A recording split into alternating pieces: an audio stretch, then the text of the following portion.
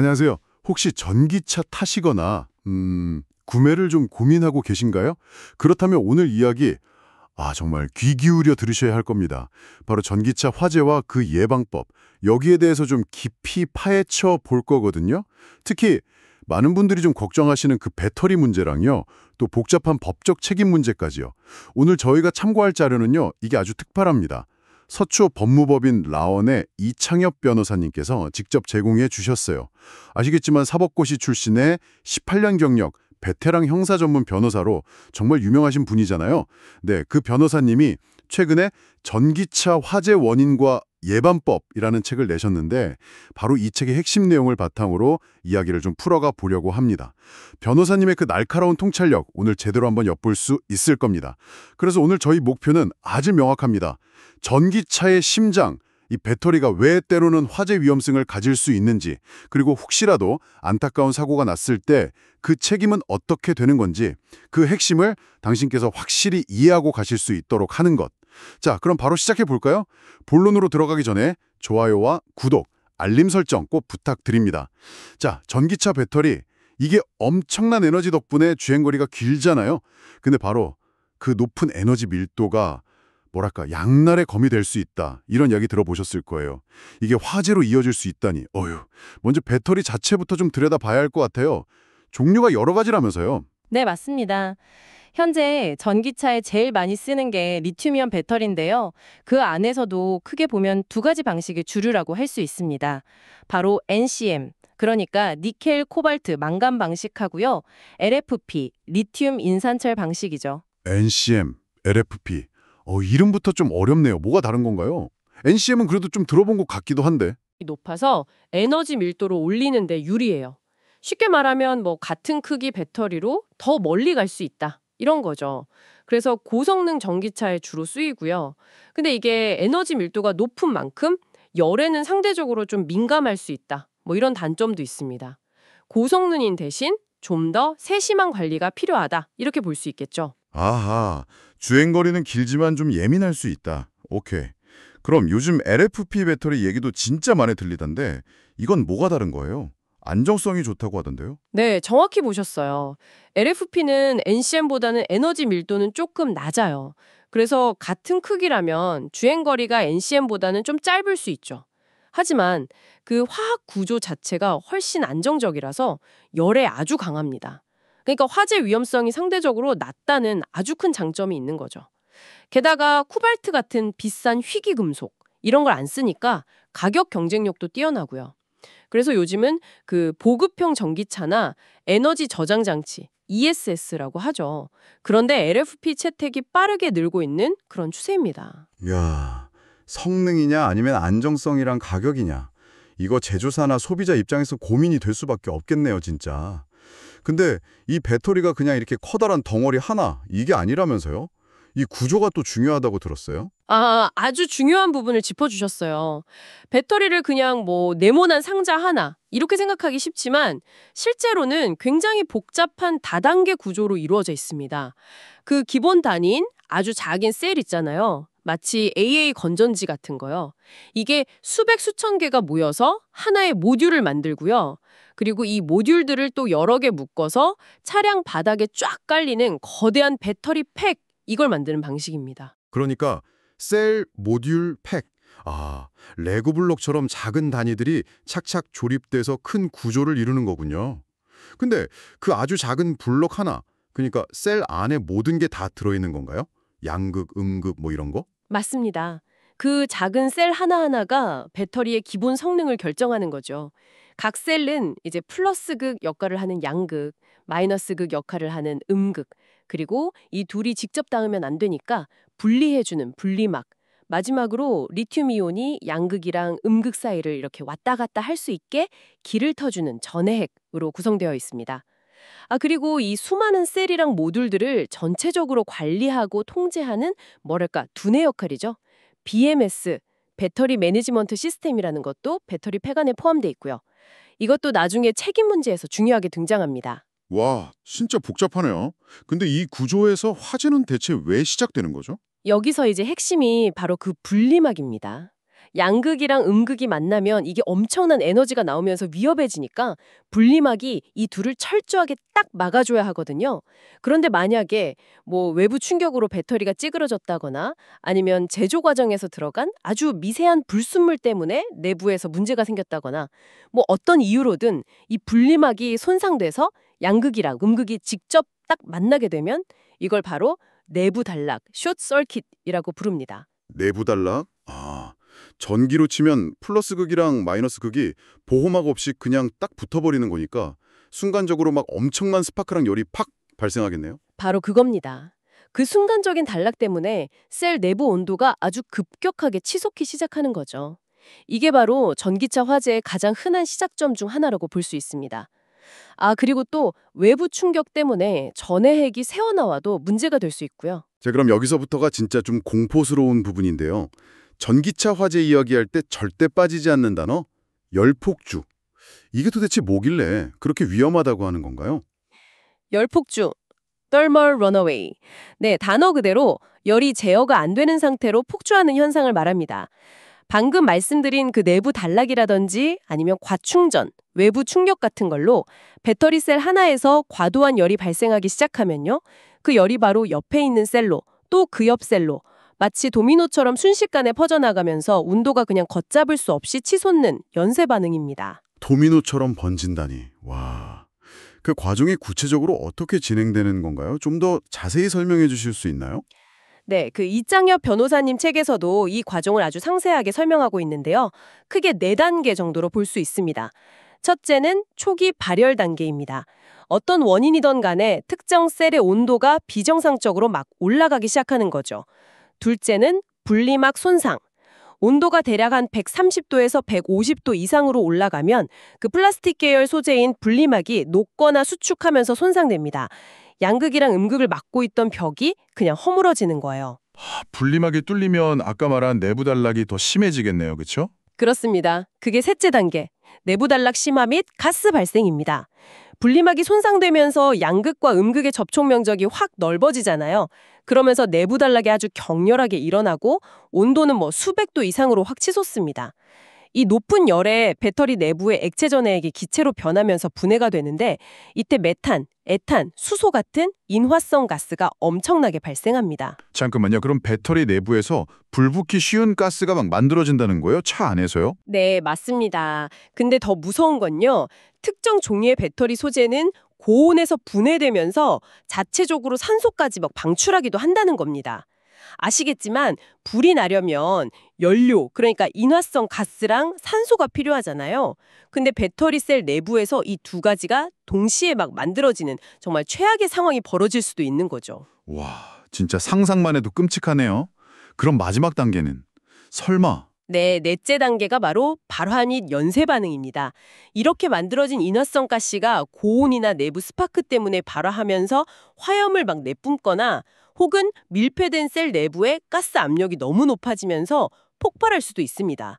그리고 이때 발생한 그 엄청난 열과 불꽃이 바로 옆에 붙어 있는 원래는 멀쩡했던 다른 셀들한테 전달되면서 그 셀들도 똑같은 열폭주 과정을 시작하게 만드는 겁니다. 이게 바로 연쇄 열폭주 반응인 거죠. 와, 한번 시작되면 진짜 답이 없어 보이네요. 운전하다가 내 차 밑에서 이런 일이 벌어질 수 있다. 이렇게 생각하면 좀 아찔한데요. 이게 진압이 그렇게 어렵다는 이유가 있었군요. 네, 일단 열폭주가 시작되면요. 외부에서 아무리 물을 뿌려도 내부의 그 화학 반응 자체를 멈추기가 극도로 어렵습니다. 배터리팩 전체가 식을 때까지 계속 반응이 일어날 수 있기 때문에 전기차 화재 진압에 시간도 오래 걸리고 엄청난 양의 물이 필요한 겁니다. 심지어는 화재 진압 후에도 며칠 뒤에 다시 불이 붙는 경우도 있고요. 듣기만 해도 정말 아찔한 과정입니다. 차 밑에서 저런 연쇄 반응이 일어난다고 생각하니 만약에 실제 이런 사고가 났을 때 이 막대한 피해는 그럼 누가 책임져야 할까요? 여기서부터는 이제 법적인 문제로 넘어가는데 이게 또 이 변호사님의 전문 분야이기도 하죠. 배터리 문제인지 차량 설계 문제인지 아니면 뭐 사용자 과실인지 이거 따지기가 정말 쉽지 않을 것 같은데요. 네, 정확히 보셨습니다. 화재 원인 규명 자체가 워낙 어렵기 때문에 책임 소재를 가리는 건 더 복잡하고 민감한 문제입니다. 여기서 이제 가장 중요한 법적인 잣대가 되는 것이 바로 제조물 책임법입니다. 이창엽 변호사님 책의 상당 부분이 바로 이 법과 관련된 실제적인 쟁점들을 다루고 있더라고요. 제조물 책임법. 이름은 들어본 것 같은데 구체적으로 어떤 법인가요? 쉽게 말해서요. 우리가 돈 주고 산 제품, 그러니까 제조물에 결함이 있어서 그 결함 때문에 사람의 생명이나 신체 혹은 재산에 손해가 발생했을 때요. 그 제품을 만든 제조업자나 혹은 판매한 업자가 피해자에게 손해를 배상하도록 책임을 지우는 법입니다. 소비재를 보호하기 위한 아주 중요한 법이죠. 그렇군요. 그럼 전기차 화재의 경우에 이 법이 어떻게 적용될 수 있을까요? 예를 들어서 화재 원인을 조사해 봤더니 아까 말씀하신 배터리 셀 내부의 문제였다거나 아니면 배터리 상태를 감시하고 제어하는 그 BMS 시스템 오류였다거나 혹은 차량의 특정 구조나 설계가 화재 위험을 키웠다. 이런 게 밝혀지면요. 바로 그런 경우에 이 법이 적용될 수 있습니다. 배터리 셀 자체의 문제, BMS 오류, 차량 설계상의 문제 같은 것들이 법에서 말하는 결함으로 인정된다면 원칙적으로는 자동차 제조사나 배터리 제조사 혹은 차량 판매사가 피해에 대한 배상 책임을 지게 됩니다. 결함이라고 하셨는데 이것도 종류가 여러 가지라고 들었습니다. 이 변호사님 책에서는 이 부분을 어떻게 설명하고 있나요? 네, 법에서는 크게 세 가지 유형의 결함을 이야기하는데요. 첫째는 제조상 결함입니다. 이건 원래 설계는 문제가 없었는데 만드는 과정에서 뭔가 잘못된 경우예요. 예를 들면 조립 라인에서 배터리 셀 내부에 미세한 금속가루 같은 이물질이 들어갔다거나 아니면 용접이 좀 부실했다거나 하는 거죠. 둘째는 설계상 결함입니다. 이건 아예 처음부터 설계 자체가 잘못되었다는 건데요. 이 변호사님의 책에서는 특히 이 설계상 결함을 입증하는 게 얼마나 어려운지에 대한 실제 사례들이 좀 강조되더라고요. 예를 들어서 당시 기술 수준으로 더 안전하게 만들 수 있는 다른 설계 방법이 있었는데 비용 절감 같은 이유로 덜 안전한 설계를 채택해서 문제가 생겼다면 설계상 결함이 될 수 있다는 거죠. 하지만 더 안전한 설계가 가능했다는 걸 소비자가 입증해야 하는데 이게 정말 쉽지 않다고 합니다. 셋째는 표시상 결함입니다. 제품 자체는 괜찮은데 사용 설명이나 위험성에 대한 경고 표시가 부족해서 사고가 난 경우예요. 예를 들어 특정 조건에서 충전할 때 위험성에 대한 충분한 경고가 없었다면 표시상 결함에 해당될 수 있습니다. 그런데 이 모든 것의 가장 큰 난관은 뭐니 해도 바로 결함의 존재와 그 인과관계를 입증하는 것입니다. 이청엽 변호사님도 책에서 정말 수차례 강조하시는 부분인데요. 전기차 화재는 워낙 순식간에 그리고 아주 높은 온도에서 발생하기 때문에 차량 전체가 그냥 뼈대만 남을 정도로 심하게 타버리는 경우가 많거든요. 이러면 화재의 원인이 된 결정적인 증거를 찾기가 정말 하늘의 별 따기만큼 어려워지는 거죠. 아니 증거가 다 타버렸다면 소비자는 대체 뭘 근거로 결함 때문에 불이 났다고 주장을 해야 하나요? 이건 너무 불리한 싸움 아닌가요? 아주 중요한 조항, 제3조 제3항이 있습니다. 법 내용을 그대로 읽어드리는 것보다는 좀 쉽게 설명하자면요. 소비자가 그 차를 정상적으로 사용하고 있었는데 화재 같은 손해가 발생했고 여러 가지 정황을 봤을 때 그 손해가 자동차의 결함 때문에 발생했다고 보는 것이 합리적이라면 일단 법적으로는 결함이 있었던 것으로 추정한다는 겁니다. 그러니까 소비자가 100% 완벽하게 이것 봐라 여기 결함이 있지 않느냐 이렇게 증명하지 못하더라도 내가 사용 설명서대로 정상적으로 썼는데 불이 났고 이게 내 잘못 같지는 않다는 정도를 보여주면 법원이 그럼 일단 결함이 있다고 보고 제조사가 반박해봐라 이렇게 해줄 수 있다는 거군요. 네네, 그런 취지의 조항입니다. 소비자의 그 입증 부담을 상당히 완화시켜주는 아주 중요한 안전장치라고 할 수 있죠. 하지만 그렇다고 해서 증명이 그냥 쉬워지는 것은 결코 아닙니다. 정상적인 사용이었다는 점, 그리고 결함 외에는 달리 설명하기 어렵다는 점을 설득력 있게 주장하기 위해서는 결국 전문적이고 객관적인 화재 감식 결과가 필수적입니다.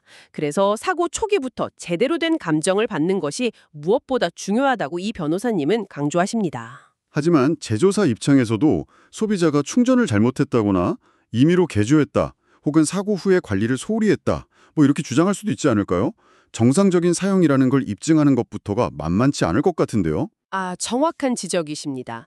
제조사 측에서는 당연히 책임을 피하기 위해서 여러 가지 주장을 펼칠 수 있습니다. 예를 들어서 우리 제품에는 결함이 없었다고 주장하거나 설령 결함이 인정되더라도 제품을 출시할 당시의 과학기술 수준으로는 그 결함을 발견하는 것이 불가능했다. 이걸 이제 개발 위험의 항변이라고 하죠. 혹은 우리는 정부가 정한 안전기준 같은 관련 법규를 모두 준수했다는 등의 면책 사유를 들어서 책임을 면하려고 할 가능성이 높습니다. 실제 소송에서도 이런 공방이 매우 치열하게 벌어진다고 합니다. 와, 결국 법정까지 가게 되면 정말 길고 힘든 싸움이 되겠네요. 일반 소비자가 거대 기업을 상대로 이걸 다 감당하기는 정말 어려울 것 같습니다. 네, 그렇기 때문에 이창엽 변호사님 같은 전문가의 조력이 더욱 중요해지는 것이죠. 화재 발생 초기부터 증거를 체계적으로 확보하고 또 법리적으로 어떻게 접근해야 할지 전략을 세우는 것이 매우 중요합니다. 자, 오늘 정말 많은 이야기를 나눴습니다. 배터리 종류별 특징, NCM과 LFP부터 시작해서 이름만 들어도 좀 무시무시한 연쇄 반응이죠. 열폭주 과정의 그 단계별 메커니즘, 그리고 만약에 사태가 발생했을 때 제조물 책임법에 따른 복잡한 법적 책임 문제, 그리고 그 입증의 어려움까지 꼼꼼하게 짚어봤습니다. 전기차를 이미 운행 중이시거나 혹은 구매를 고민 중인 당신에게 이 정보가 왜 중요할까요? 단순히 전기차는 불나면 위험하더라 하는 그런 막연한 불안감을 넘어서요. 우리가 매일 이용하는 이 편리한 기술이 어떤 잠재적인 위험성을 내포하고 있는지, 그리고 만일의 상황에서 내 권리를 지키기 위해서 무엇을 알아야 하는지를 이해하는 것이 중요하기 때문입니다. 알아야 제대로 대비하고 또 요구할 수 있으니까요. 네, 맞습니다. 오늘 살펴본 것처럼 기술적인 문제와 법적인 문제가 아주 복잡하게 얽혀 있습니다. 앞으로 배터리 기술은 더욱 발전하고 에너지 밀도는 더 높아질 텐데요. 그에 말맞춰서 안전 기준은 어떻게 강화되어야 할까요? 또 사고가 났을 때 책임 소재를 보다 명확하고 신속하게 규명하기 위한 법적, 제도적 장치는 어떻게 보완되어야 할까요? 기술 개발 속도만큼이나 이 안전과 책임에 대한 사회적인 논의와 제도적인 뒷받침이 중요해지는 시점입니다. 이것이 바로 앞으로 당신과 우리가 계속해서 관심을 가지고 지켜봐야 할 중요한 숙제라고 생각합니다. 이 문제에 대해 당신은 어떻게 생각하시나요? 오늘의 이야기 어떠셨나요? 이창엽 변호사님의 전문적인 식견 덕분에 전기차 화재에 대해서 정말 깊이 있게 이해할 수 있는 시간이었습니다. 이야기가 유익했다면 좋아요와 구독, 알림 설정 꼭 부탁드립니다.